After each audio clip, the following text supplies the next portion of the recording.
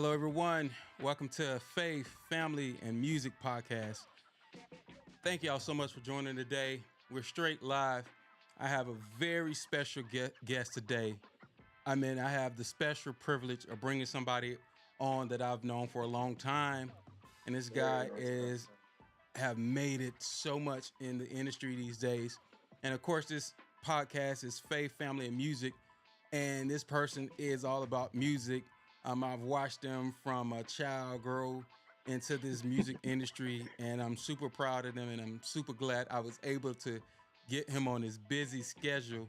But without further ado, I want to bring, if you don't know, Grammy award-winning producer, songwriter, and list goes on and on. Father, Wow. bring it to this to podcast tonight.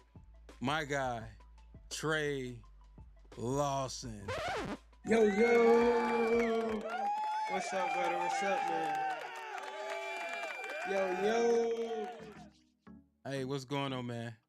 What's up, brother? How you feeling, man? I appreciate I'm that. doing Thank good. you so much. No problem. Thank you so much for joining us, and I thank you so much for taking time to join the podcast. So glad you were able to join me. I wouldn't miss this for the world. Man, thank you so much. I really just thank you for jumping on and having time to be a part of the cast, man.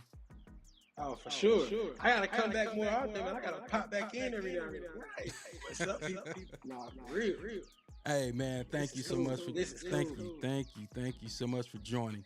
I gotta say my thank you too before we start. Like Jay, you did the awesome introduction. So wait, let me do an introduction. So,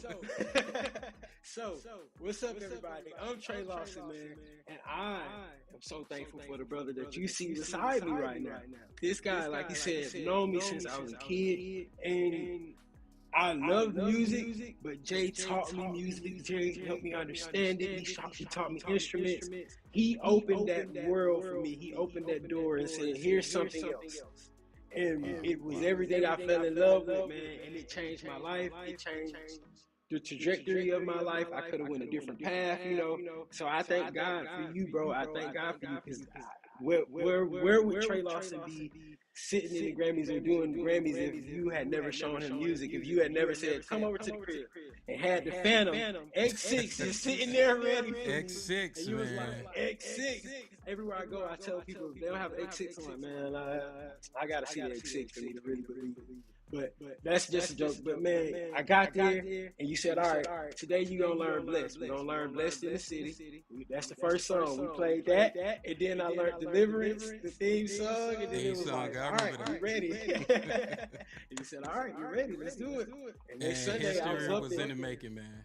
Man, bro, and I'm thankful for you, bro. I'm thankful for you, like genuinely. That's why I say when you call, I'm at forever, anytime. It'll never be a thought, a question. It'll never be like a second guess. It'll be like, Jay, easy, hello, right away. Thank you so much, man. Thank you so much. For sure. Man, it's so much I want to just unpack and ask you and get straight to the point. But Let's we'll first start off, man. Before we get into some questions, let's just get into who is Trey Lawson? Where are you from, man? I'm from Atlanta, Georgia. Trey Lawson is still just Delphi Mitchell's son, first son. Greg Lawson's son, Jared's brother, Ariel Alex. Their big brother. Crim graduate. Crim. That's that's Atlanta, boy. If y'all don't know, that's an Atlanta school. We both products of Atlanta. Right, for the older generation, Murphy High, but Daryl, just Trey Lawson, man, just a vessel of God, bro, just somebody who took a chance with, and I don't know, he didn't take a chance with me, he already knew what it was. I just allowed it, and I stepped back, and based off what I was taught growing up, I knew to not try to control God and not try to be in front of God, let God take the lead, and that's basically who I am, bro. I'm just a God-fearing, God-loving father, musician. That's really who I am at heart, bro. Like I'm that, bro. Okay. Okay. Right, I can seriously. definitely agree with that. Everything else is just extra. Everything else is just stuff that comes with it. That's a part of it. But at the end of the day, bro, I'm just Trey. Like, I'm literally just like, I like to chill, like kick it, hang out. Just not do too much. I love a lot of noise though. Like, I love music. Like, I Okay. can do music 24/7. Definitely, definitely. So, like, before we ask the question, let's just kind of walk through and unpack some things. So, Okay. after high school, what was the next step? Did you immediately go into the music industry, or was you just trying to find your way at that point? That point was me just like finding my way. Like, I had no idea what was going on. Sometimes I still don't, but like, I had no idea what was gonna happen. I had no idea what was ahead of me. And I actually went out there for a different reason. Like, I didn't leave the house for music. I actually left the house because my granddad was going through some things, health reasons, and I kind of was like, you know what? I wanted to get out the house. I wanted to get away from everything. And no, originally, Jay, actually, you remember, I was supposed to go to college, bro. I thought I was going to get accepted into college. I thought That's I was right. going to get That's right. accepted into Middle Georgia. Yeah, and Yeah, I that's left. right. That's right. Middle Georgia. I left with my aunt, and I thought I was gonna go to Middle Georgia, bro, and it didn't work. I got all the way to the school, got in the orientation for them to say, hey, actually, your stuff came back, not what's what we need. Like, so Hmm. you didn't get accepted. You're not in. I'm like, Wow. what? So Yeah. that really So just in changed that, the whole game. yeah, that changed the whole game because I would have been staying on campus in Middle Georgia, but now I'm here in Middle Georgia, maybe 2 hours away from my home, an hour and 30 minutes away from my grandparents, Uh huh. and they're like, yeah, you can't stay. So I have to figure out, where do I go at this point. I'm like, okay, do I go back to the one place I just ran far away from, or do I just start somewhere new? And I was like, well, my granddad need help, and that's kind of how that ended up happening, where I went with him. But yeah, Okay. I Okay. went with my granddad, and even before we get to the next one, a crazy, how this is so crazy. Like, I didn't think I was even going to be able to do music necessarily with that environment, with being where my granddad was, but how I even got in. And I'm sure you're about to ask, but bro, I was at a Moe's one day. No lie, I was at a Moe's, and I just went to get something to eat. My granddad kept telling me I needed a job, and I got to the Moe's, and I'm waiting behind the guy. There's a guy in front of me, and I'm waiting behind him. Mm-hmm. And he's like patting his pockets before you pay for his food. And he's like, man, I think I left my. He's not talking to me. He's talking to the cashier. He's like, I think I left my wallet in the car. And I'm not thinking nothing of it. And I probably didn't have that much money. I maybe had $40, but it was enough to cover mine and his, just so I can get mine and get out of the way. I was like, man, don't worry about it. I got it. And I just paid for it.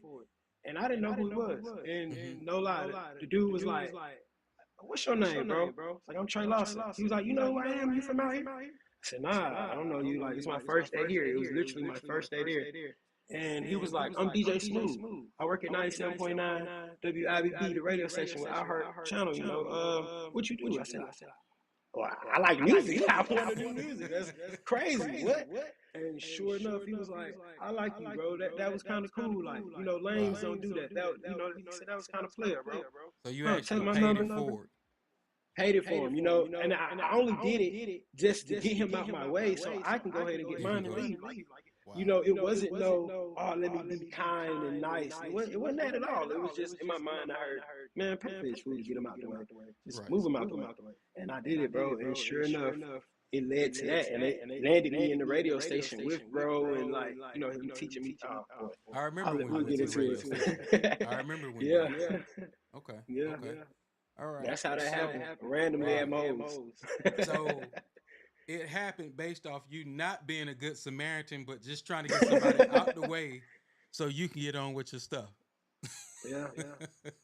And as we'll open more in the podcast, in the conversation, one of my biggest things I've had to learn, bro, is to trust my spirit, trust that voice that I know now is God in my head that's telling me to do things in the moment. A lot of times it's like it sometimes, bro, and I learned this about God. He'll be so simple as, hey, grab that pen, take that pen with you. You need a pen, or you might hear you need a pen.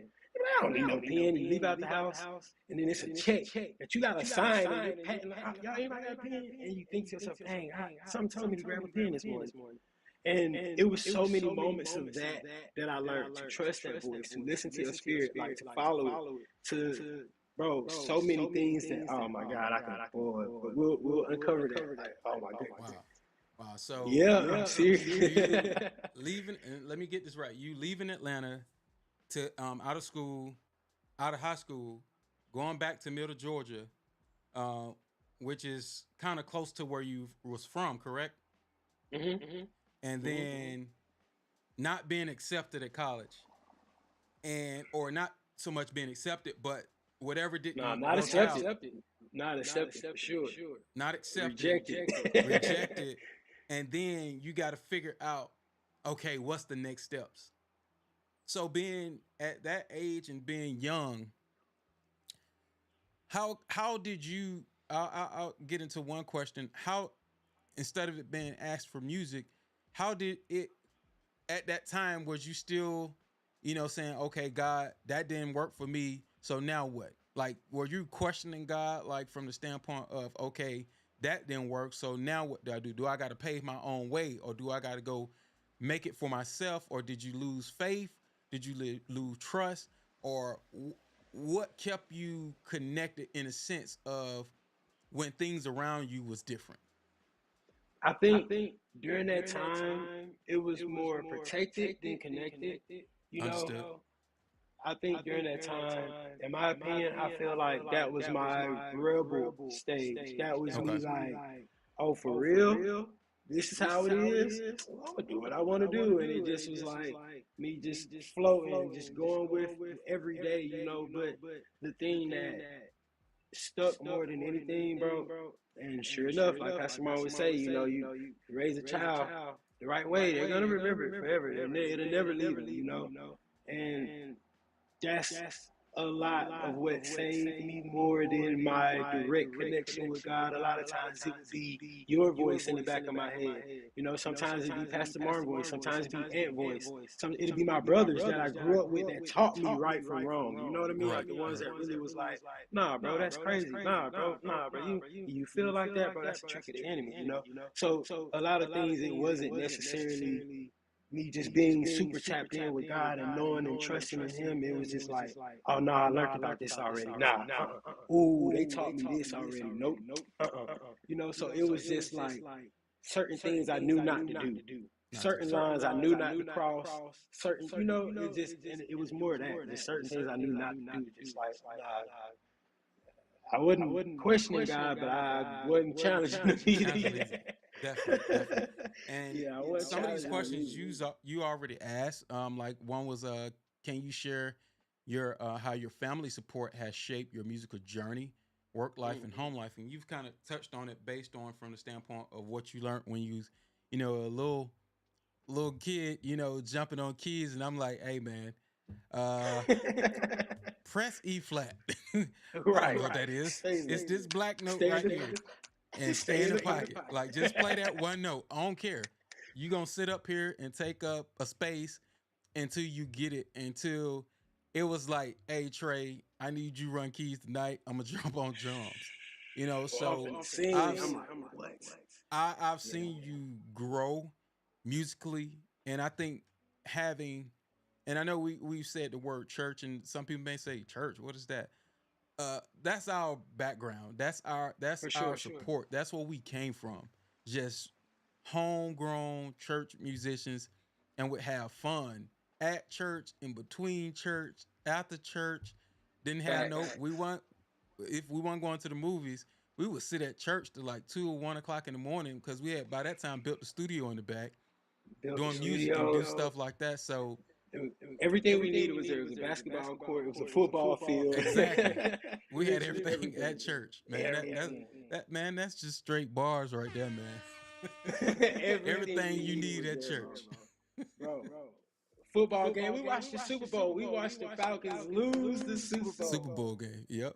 Yeah. Most definitely. So now let's bring everybody up to speed. Now you start DJing or learning the radio side. Um, learning the radio side. Kind of share with us like once you learned the radio side, what actually propelled you to like working in the studio? like learning the studio mindset? Because you went from the church side to now being in the studio. That's a whole different element. Yeah, it's a completely different Different element. elements. So, how did you one get to that place, and then how did you in that walking that studio, like that was a whole new experience for you. So, kind of Mhm. share some of that. So I had to actually and this is funny. My mom didn't know this, but a lot, when I went to Crim, we would get out a lot earlier than most high schools.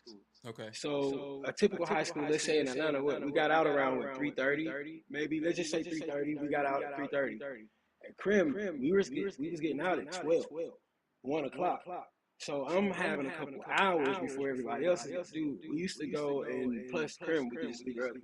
But man, I actually was going to the studio at Crim. Like when I was in Crim High School, I would, man, a few buddies of mine would leave school and we'd go to the Whiteford Community Center, Whiteford Community Clubhouse.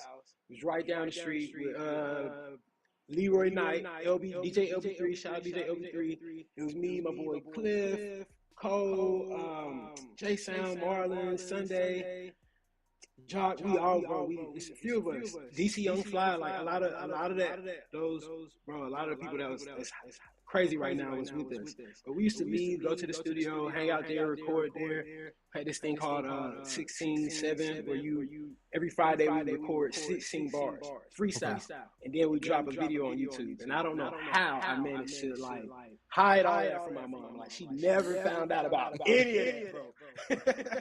Like ever. I don't know how, but she never found out about it. But yeah, Wow. I used to, so that taught me, how to be in the studio. It showed me the studio, but I never really like knew studio etiquette. The radio station per se more so taught me studio etiquette and how to. Even that's a different element than recording studio. Mm-hmm.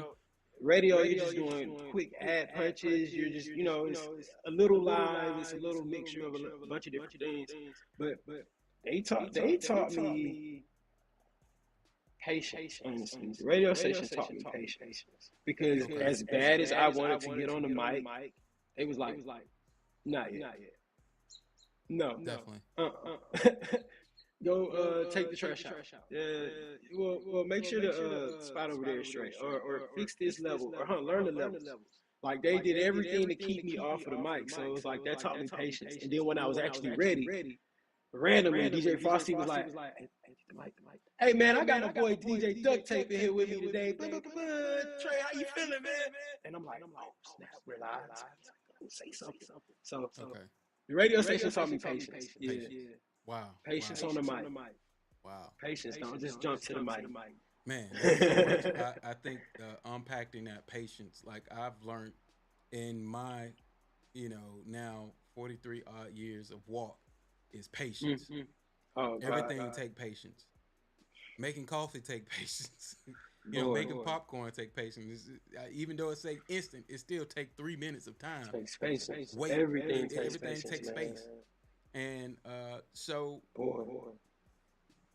that gets us to the next question: balancing roles as an artist.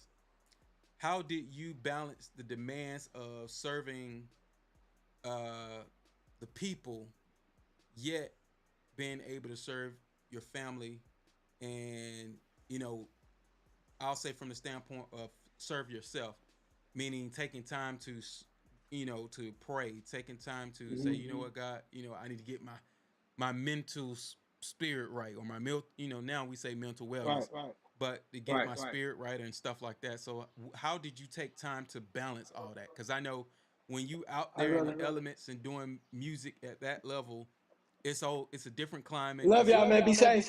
It's a difference of everything. So how did you balance everything? For me,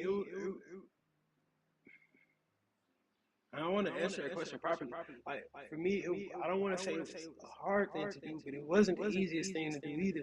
Like it took a lot. Like my journey, bro, was a lot of me having to like stop trying to be in the crowd.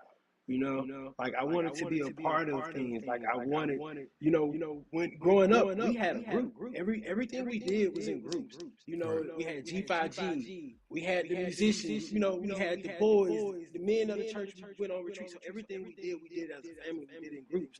So when I would be in environments that work group based, work family based, work that, I'd have to like pretty much reconfigure my everything, because I'd be out there trying to group everything up, and then be like, nah, some things, and so it don't work. So for me, balance, like I had to learn my balance. I had to learn a lot of things in solidarity. Like I had to be by myself, bro, and it was crazy because I didn't understand it a lot of the times, but God knew what was going on. And He was like, nah, bro, I need you alone. And every time I tried to group with people, I got in trouble. Like, I don't know. You remember I got locked up one time? I had so many crazy felony charges on me. I remember that. It's like, what? DeAndre?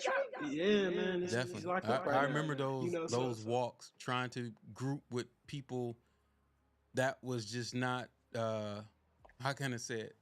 It was not your caliber of, it was you trying to find a group, and you was grouping with the wrong crowd, pretty much. And what would be worse is, in every situation that I was in, bro, I was always in a better situation than everybody in that situation. And it would almost always be me trying to help them and bring them on to my situation.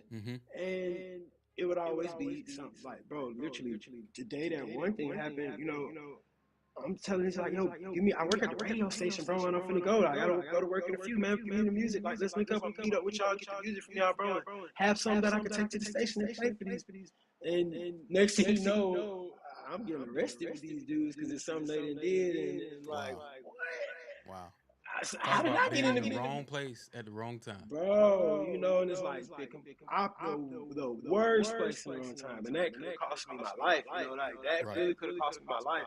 I thank God for showing the truth in that situation, and standing up and showing that my innocence in that situation, without me having to compromise or do anything or be weird or nothing like that. But I appreciate God, for that. I prayed. That was crazy. But yeah, bro, my balance came.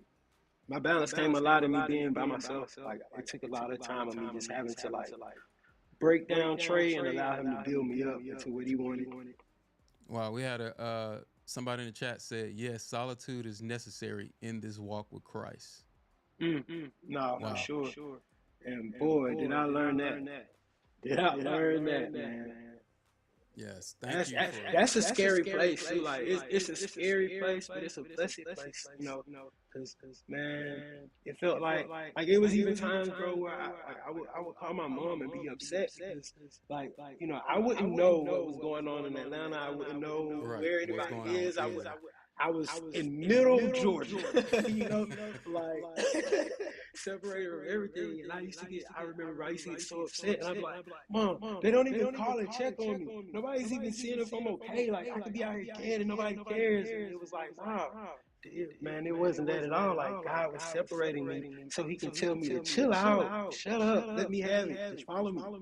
Yeah, just follow me. I think we've all experienced that walk where you're by yourself, and in those moments, that's when it's like your faith and you have the devil speaking to you at the same time. And your faith has to be stronger. And I think our faith shapes our Christian walk, and it helps shapes it strengthens us for those times. I look at the story of David. And if you go from a biblical standpoint, David had times where he had people around him, and then he had a lot of times where he spent time by himself, especially in the cave, by himself, talking to God. Like, a lot of the best songs are taken from those contexts in the Bible. I mean, me and you grew up listening to Fred Hammond, so a lot of his songs are from there, man. So shout out to Fred for definitely writing Fred Hammond writing those songs. So definitely agree with the solidarity. I mean, I've walked that, you've walked that, and sometimes it don't feel good, when you feel by yourself.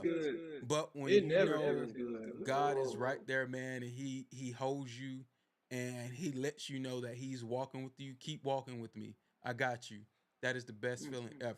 So After walking through the studio, learning, I'm at the DJ booth, and then getting into the studio.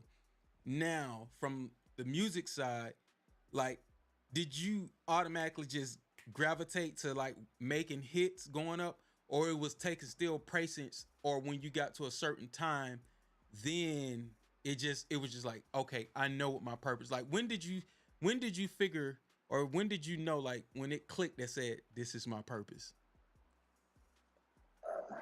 This is crazy. So shout out to my bro Mill Runner. Shout out to Mills.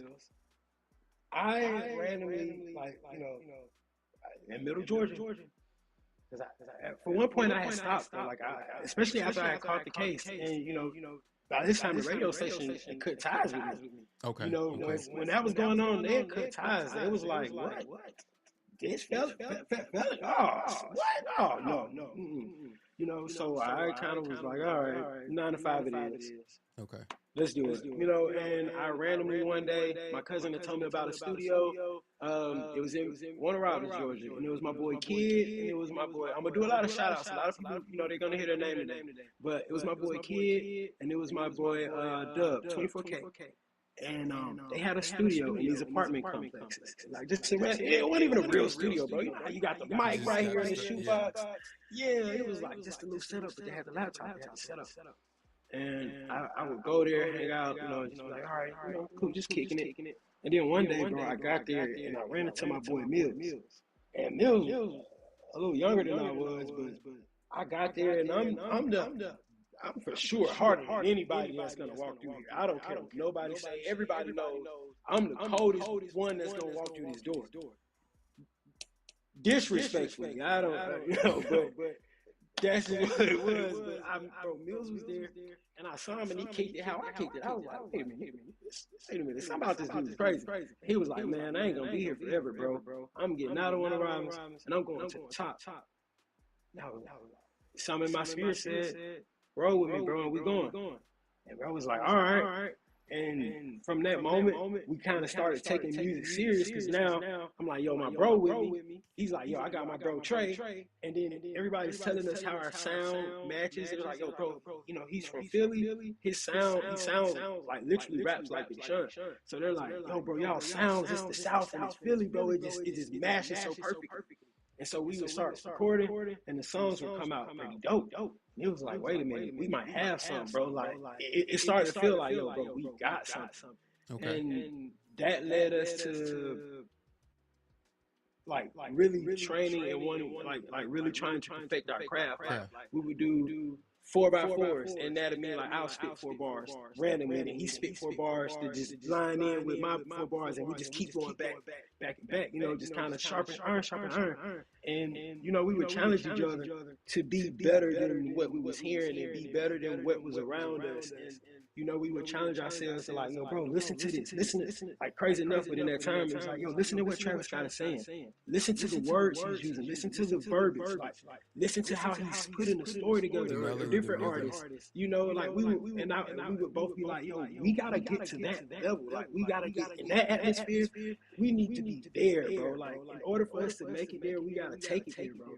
And that just led us to like really trying to create something different and make something different, or say it differently. Like, oh, I could say the leaves fall from the tree, or I could say it this way. You know what I mean? So it's like learning, just challenging yourself to say it in a different way, and that's kind of way. I think you just said that, vocabulary, like getting a thesaurus, getting a dictionary, learning other words to change and use. It really helps when you're doing that. So take us real quick, because I know you have more precious things to do than be on a podcast with me. Man, this is where I want to be right now. This is perfect. But I'm going to walk away from here and go to the studio. So come on, let's do it. We got time. So, save time wise, how do you from Warner Robins, Atlanta, get from Georgia to LA?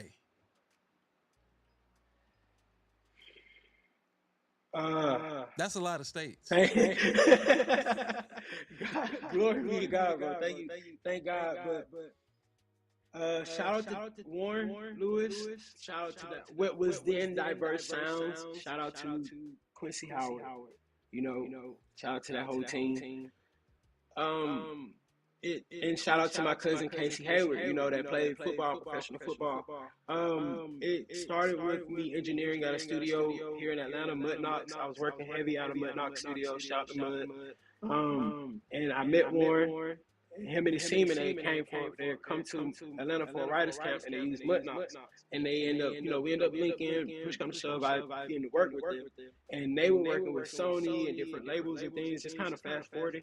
And one day Warren hit me, was like, "Yo, bro, you're dope at what you do. You're a dope engineer. You're an amazing writer. Your thoughts are crazy. Come with us to LA." And I was like, "Really?" He was like, "Yeah, we're gonna pay for everything." I was like, "Man, quit playing, man. Don't play with me like that." He was like, "No. Send me your flight info. We'll get your hotel. We'll get you this, that, and the third, and then we're gonna pay." And I was like, "Whoa, wait a minute. What if I book a flight and I find my own place to stay, and y'all just put that money in my check?" He was like, "Yeah, that'll work. That's cool too." I was like, "Oh, snap." So I hop on Spirit, because I am a Spirit advocate. Like, I fly with the Spirit. You can have Spirit. I mean, not no more. Well, we might need to. It's crazy, but no, seriously, at the time, I'm like, "Yo, I fly with Spirit." I didn't tell them that, but I'm like, I get my own flight. So I found me a $50 flight on Spirit, bro. I called my cousin Casey Hayward, and at the time he played for the San Diego Chargers. Well, they were the LA Chargers. They made it the LA Chargers. And I said, "Yo, cuz, I got this really big opportunity, man, and they'll pay me. They're paying me to come. They want to pay for my hotel, but if I can stay somewhere, they'll just give me my own money. They won't pay for the hotel. They'll just give it to me. And I'm wondering if I can stay at your place." And he's like, "Man, I got a game in Arizona Sunday, man, and I got to practice every day, bro. I don't really be there like that. But yeah, you good? Come on. Hello? You said yeah? Casey, hello?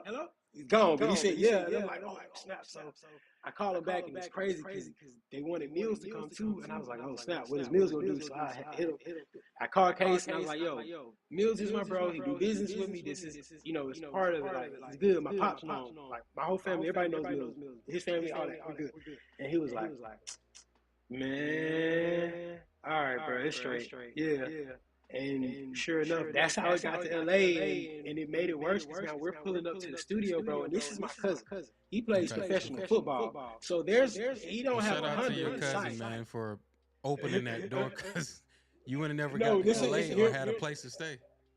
No, I would have had it. It's just it wouldn't have been this situation. What I was going to say was, imagine, so now this engineer, this guy that's the new addition to the team, out in LA, a place we've never been, with them. I'm staying at Casey's house, so they see me in this big old mansion. I'm the only one in LA with the team living in the mansion. And then I'm pulling up in Maybachs and different cars. Well, I didn't drive a Ferrari in the studio. I only drove a Maybach. But he's like, "Huh, yeah, you take the keys, you're good. Huh, just use my car. Make sure you put gas in it. Hey, man, put Supreme. Don't put no unleaded in my car." And so it kind of changed how they looked at me. You know what I mean? Like, I went from the guy working at the studio to, "Wait a minute, this dude just pulled up in a new.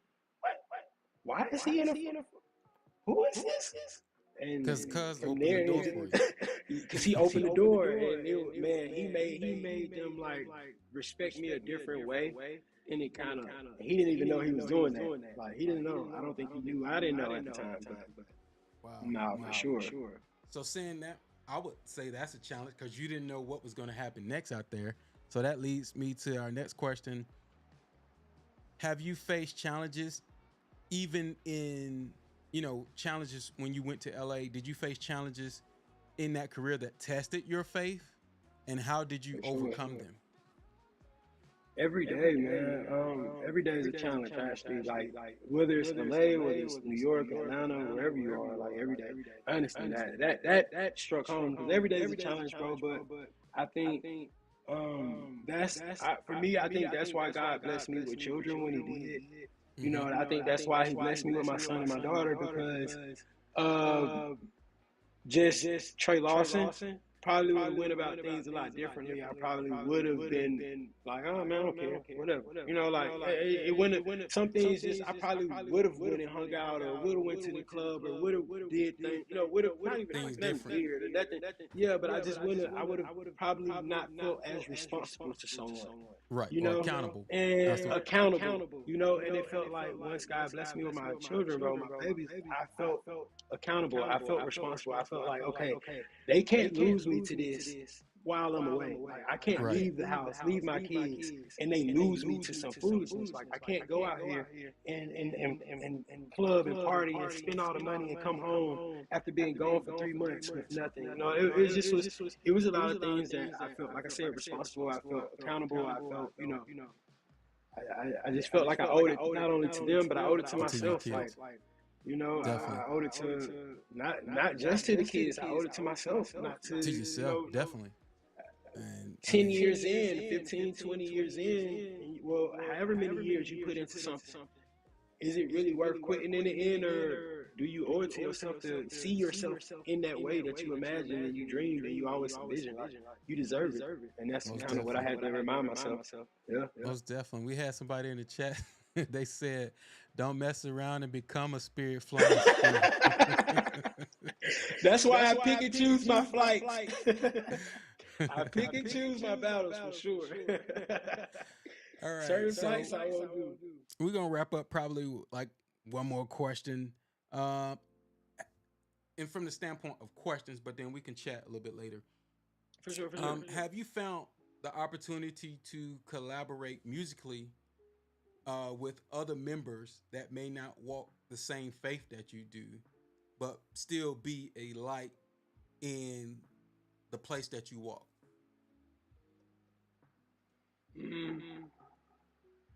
What's crazy about that question is that's kind of the fun, you know, because a lot of times their mind and their way of thinking is only routed a certain way. But then you have this, they see this one picture that's like only like this in their mind. They're only taught this, they're boxed. And then you have this mind that God has enlightened and taught you things and shown you things and given you things. And so your way of thinking, your thoughts are just a lot, you know, it's wider. And it's like a lot of times they won't even see how much the influence of God you'll bring to a situation. Like a lot of times, bro, I work with people and they won't even know. I might take a harmony, or I might think of a melody I heard Dietrich Haddon do, or something I heard Kurt, or, you know, I might take something I heard from John P. Key and be like, oh, no, what if you guys do, you know, and they're like, oh, that's crazy, bro, that's why you that. The whole time I've been like, shout out to Jay. You know, shout out to the end. Shout out to the gang. So I just recently heard a video, Jermaine Dupri, so deaf guy. He said music have changed a lot from the standpoint, it's not like it used to be. From the standpoint, he says, because, how can I say this? Back in the day, most of the R&B groups used to come from church, gospel. Sure. And he said a lot of these kids now, they don't have that. So the music, They never go to church. it has no soul. It has no, you know, it don't have that totality of what you get from church. Mm-hmm. And when I seen him say that, I just paused on it for a second and was like, that's crazy. That somebody that's in the secular industry know a difference between an artist that have transitioned from, you know, a singer that sung in church and then sung secular music. And from that standpoint, it just made me like think about, like, from the standpoint of, like, if he's seen that and can notice that, a lot of times we get in these places and instead of light conforming darkness, darkness is conforming light. Yeah. And so when we get in these places, that we have to always remain true to who we are and where our foundations are, being able to speak those things, because it may be a season you may be doing, you know, secular music for a second, but it may be a season where God say, all right, you've done that enough. It's time for you to be in a Yeah, place no, where I need you. seriously. You know, so I've seen artists do that. I've seen gospel artists do. I've seen it from both sides. Just speaking to that, because like we're all about faith on here, and I really want to let Jesus shine or his name be great in what we're Right, speaking. What we're speaking right. is accountability. We're speaking family. We're speaking, you know, our foundation being church and how we grew For up sure, and what we for got sure. our background in. So speak to that. Like, speak to the young person, because this podcast too is for young people. That's the one reason a lot of people on this probably don't know what G5G was that Trey mentioned. But G5G stood for Glorify God. It was a dance group Glorify God. that we all helped create, and it had its run, and we created a brotherhood What was it? A and group ticket? together. You know, it was crumping, it was everything Yo, together mixed in oh with the my Holy Spirit. God. You know, so I mean, even though we don't have that group anymore, all of us still can go back. You can find Trey, Greenbrier Mall, 2013, I believe, or 2011, 11, and I go think see it a was Christmas special. 2011. You'll see him on there with a group of other guys that was just dominating, and I loved Shout it. out my I brothers, enjoyed man. it. Shout out my You brothers, know, man. shout out to G5. Shout out I to will my brothers, forever. man. That's why I'm talking to Trey now, because he and a lot of others were one of the guys that started and founded G5G, and I would never forget that. That brought me so I'll much never joy forget it, seeing bro. them, and as well as, you know, their parents and everybody else that was around. So No, speaking seriously. to, let's say, speaking to like a young Trey. Let's say if you could speak to your younger self when you was 16, 17, what would you tell that version of Trey? You're not crazy. You're not crazy. You're not crazy. I would. I really, man, it's crazy to say, bro, but everything that happened, everything that happened along the way, and that's why I appreciate it. You know, I appreciate my journey so much, and it's everything that happened along the way, like was dire, necessary, and God knew it. And it's like I wouldn't change nothing, so I would have to tell myself just trust God. You're gonna learn to trust God at some point. And once you get there, you know, things are going to be great. But if you can start trusting him a little early, and some of these processes and steps that you went through don't have to be so hectic and chaotic, then yeah, but man, I would tell myself, because Jay, you remember, bro, if I'm not mistaken, it was Evangelist Love. We were kids. It was in the back, the children's church, bro. And I remember being a kid. I don't even think I knew what it was, but I remember her saying, you know, asking everybody what we wanted to be when we grow up. And we were kids, bro. Me, Destiny, Bree, TJ, like, we were kids. And I remember telling her I wanted to be a music producer. I didn't know what a music producer was. I didn't know what that meant. I just knew it had something to do with music. I loved the music we were making at the church. Y'all were making, because I wasn't even playing at that time. I was watching y'all, you know? Right, So right. it was like, I don't know why I said it, but I said that, and I grew up and became that, and God like really, you know, put things right in place for me to do it. And when I wasn't on the path, when I wasn't aligned, the barriers that I ran into were only barriers that pushed me back on the road. You know what I mean? Like, you know how you got, like, you can steer off the road and crash and burn and roll off the cliff, but there were barriers that weren't necessarily right on the edge of the road. They was a little far off, but by the time I hit that barrier, it pushed me back towards the road and kept me a little in the middle. So every moment, bro, I would just tell myself, trust God. Just trust God. Amen. Trust Amen. Him. Amen. Trust God. Amen on that. For sure. That's my answer.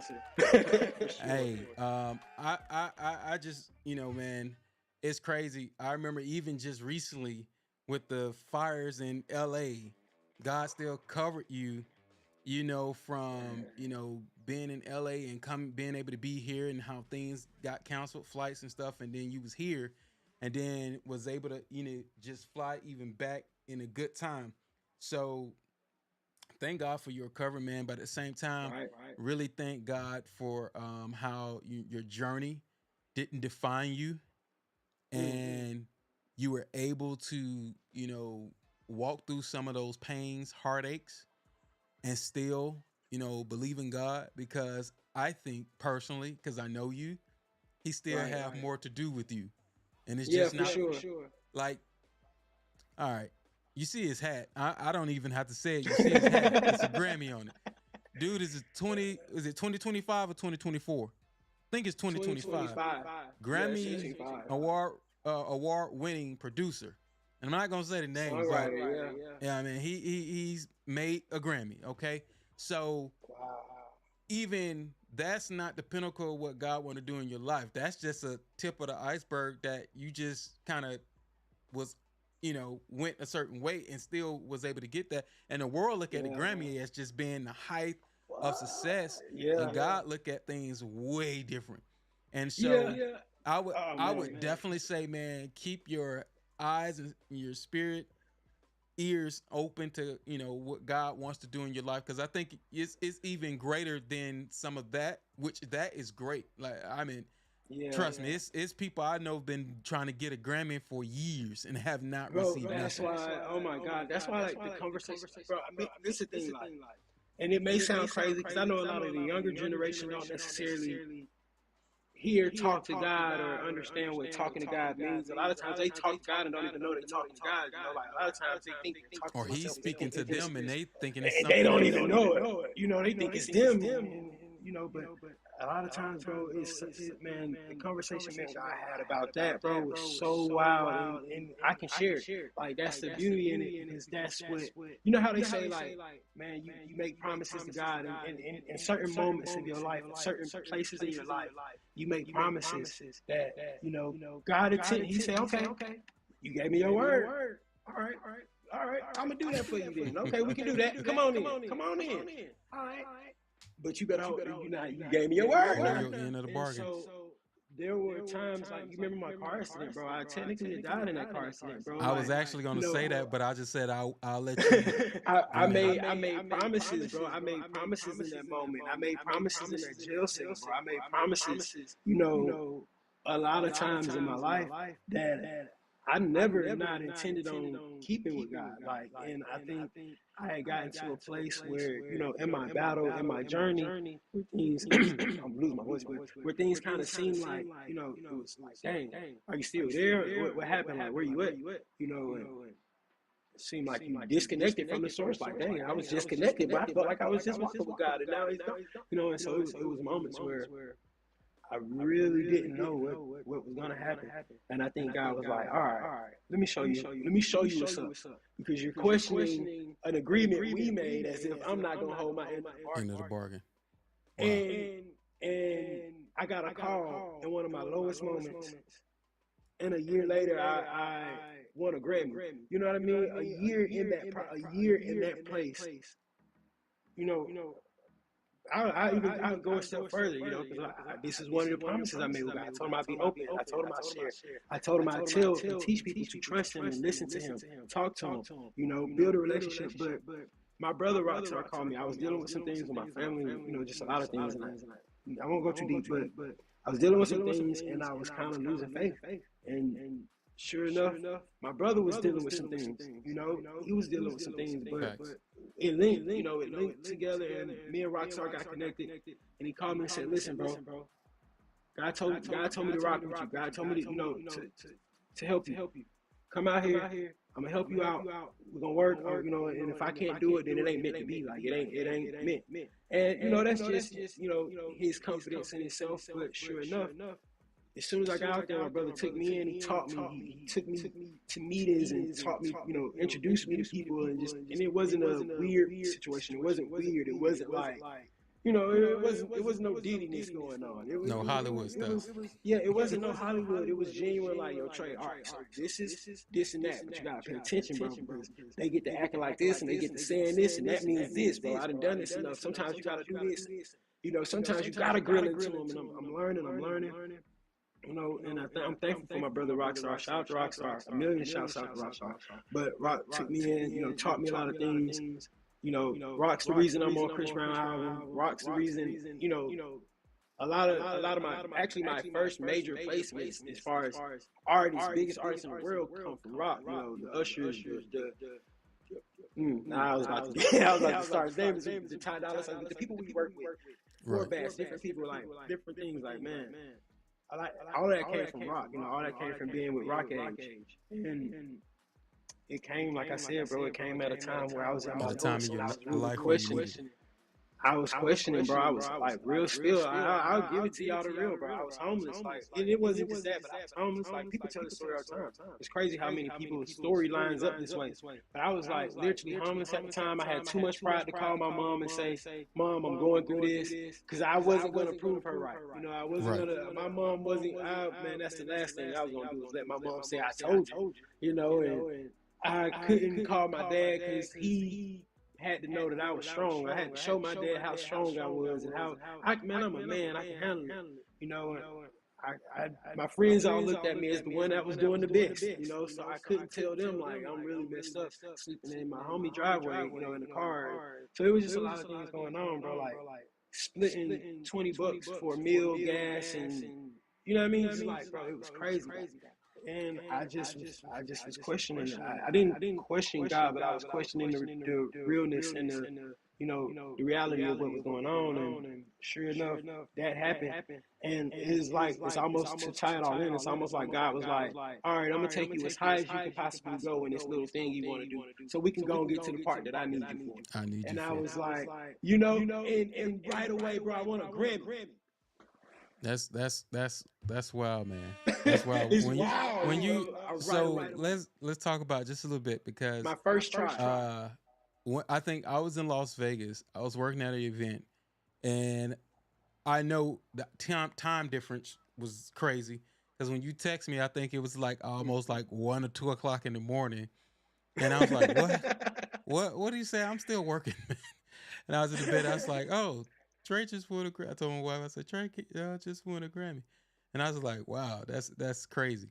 And the see that happened out of all these years, all the failures, some of them I was able to witness because I seen it. I was there. Uh, Knew the stuff that Facts. went through. I mean, going Man. from your childhood, you and your mom and just growing and just how life does. Life sometimes be lifing. It Ken. takes you in routes that you do not think of. But the crazy part is what I've learned out of all these years is that even when life was going its way and I thought God was not there, he was always there to remind me at the prime opportunity time that I needed him to remind me. No, for sure. For sure. Like he For was sure. always there, or either had somebody in place to remind me, hey, I'm here.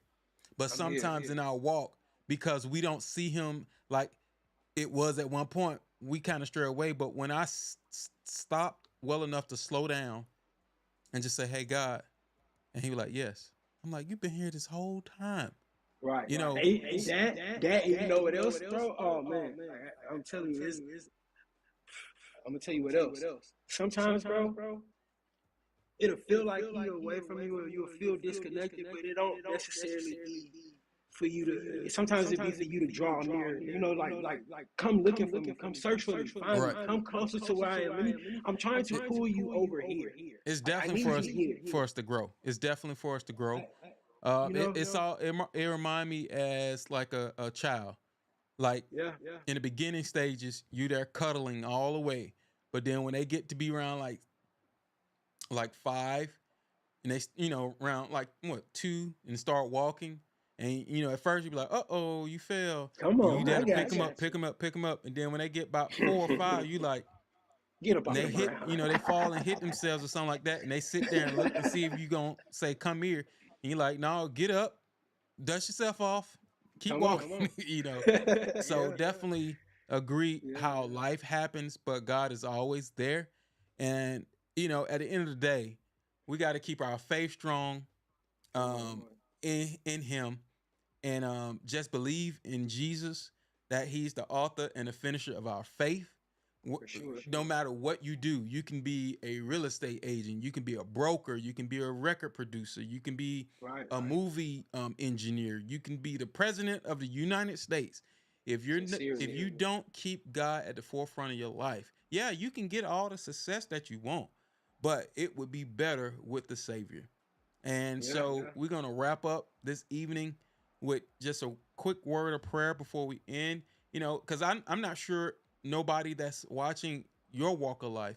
And if you just need a place to just, just hear a word of encouragement or even just hear a prayer. So at this time, I'm going to just pray over that God guide us and keep us covered. So, Father, we just thank you for tonight. We thank you for my brother Trey being able to jump on, Father.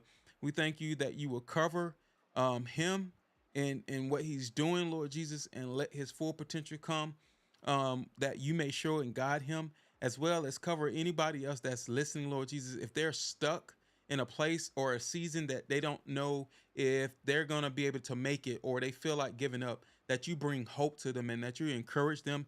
And Father, that you guide them and bring them closer to someone that knows you, that can be able to speak a word of encouragement in their life. And we just thank you for everything that you're doing. And we'll say amen. Amen. Amen. Trey, thank you so much for jumping on. Thank you, brother, for having me, for sure. Thank you so much. Everybody, thank you for jumping on so much. This is Faith, Family, and Music Podcast. Until next Monday at 7:30, stay true, love God, and be blessed. All right, everyone, we're out. We out, man. Love y'all.